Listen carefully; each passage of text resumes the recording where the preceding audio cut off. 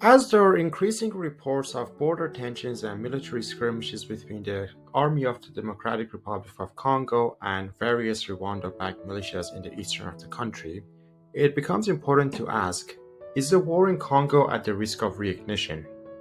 According to a report by The Guardian on January 25, 2025, intelligence officials have indicated that a significant number of Rwandan defense forces have crossed into the Eastern Democratic Republic of the Congo to support the M23 militia in an offensive aimed at capturing the regional capital, Goma. The RDF has reportedly massed troops near the border with senior commanders positioned in Gisenyi, a Rwandan city close to Goma. Fierce skirmishes between M23 fighters and the Congolese army have been reported on Goma's outskirts, resulting in casualties among UN peacekeepers. The DRC government has responded by recalling its diplomats from Rwanda and demanding the closure of Rwanda's consular activities in Kinshasa within 48 hours. Despite Rwanda's denial of involvement, international pressure is mounting, with the EU calling for Rwanda to cease its support of M23 and withdraw its forces. The escalating conflict poses severe threat to civilians and could disrupt essential supplies to Goma, creating an even worse humanitarian crisis. Despite concerns over human rights abuses and alleged support for rebel groups, the US views Rwanda as a strategic ally in Central Africa.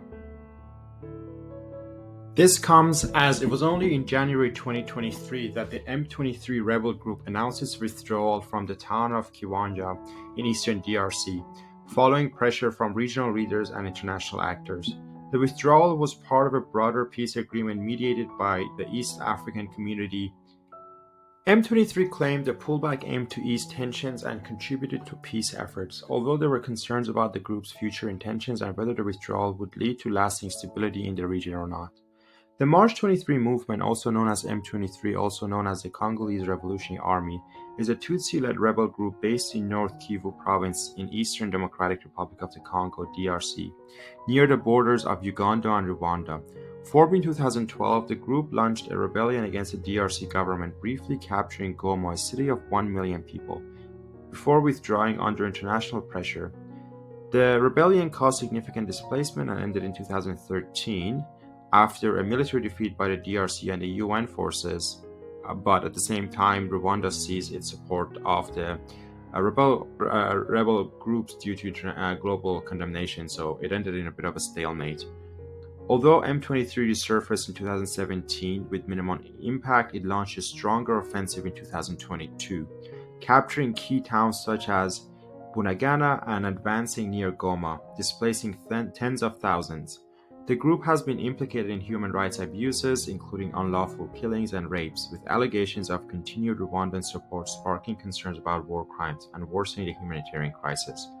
And again, as a US-backed country in Africa, Rwanda's support of these rebel groups are quite crucial for their success.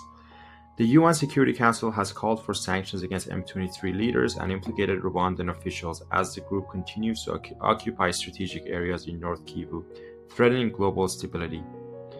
According to a BBC News report published today, 13 soldiers from international peacekeeping forces in the Democratic Republic of the Congo have been killed in clashes with M23 rebels. The incident occurred in the eastern region of the DRC, where M23 has been active. The nationalities of the deceased peacekeepers have not been disclosed yet. The Rwandan Patriotic Front, or RPF, is the current ruling party in Rwanda.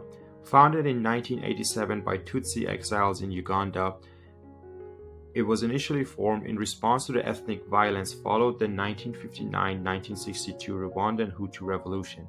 In 1990, the RPF launched the Rwandan Civil War to overthrow the Hutu-dominated government, which was followed by the 1994 Rwandan genocide. The RPF's military victory in July 1994 led to its control of the country, and the party has ruled Rwanda ever since as a de facto one-state party. Paul Kagame, the current president, has been in office since 2000.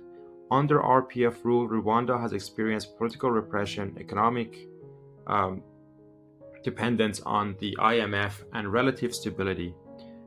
The government has promoted national unity by prohibiting the recognition of ethnic identities and banning discussions on genocide ideology. In other words, it's promoted national identity by repressing the minorities and different ethnicities. Despite its official non-sectarian stance, the RPF-led government remains predominantly Tutsi-dominated. This comes at a time of continued instability in the DRC following the flawed and violent national elections in December 2023.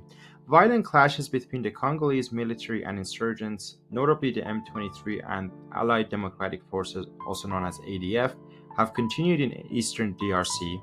The M23, the Tutsi-led rebel group with ties to Rwanda and Uganda, and the ADF, which is an ISIS-affiliated militia, have been among the key combatants, while over 100 armed groups remain active in the region. This violence worsened in February 2024, leading to a humanitarian crisis with the number of internally displaced people in DRC rising to 7.2 million by March 2024. The conflict, which has been ongoing since 1996, has resulted in millions of deaths and deepened instability. However, at the same time, it has resulted in immeasurable profits for many private companies, especially the ones exploiting the natural resources of the region. Many of them are guilty of and have openly or secretively supported various different groups with giving them arms and finances.